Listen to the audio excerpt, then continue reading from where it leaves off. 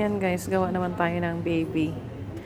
Kasi kahapon, puro baby girl ang nabenta. Kaya ito ngayon ang gagawin natin.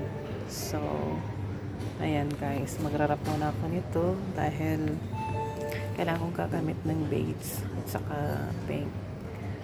Okay, see you later. So, ito na yung baby guys na ginagawa natin kanina. Ayan, ang kalabasan niya guys. So, ayan. So, gagawa na lang tayo ng price. So, ayan guys. It's a baby girl. Ayan. Yung mga decor niya. Ayun. May konting toys. Ayan. Ayan guys. So, I'm done. Thank you.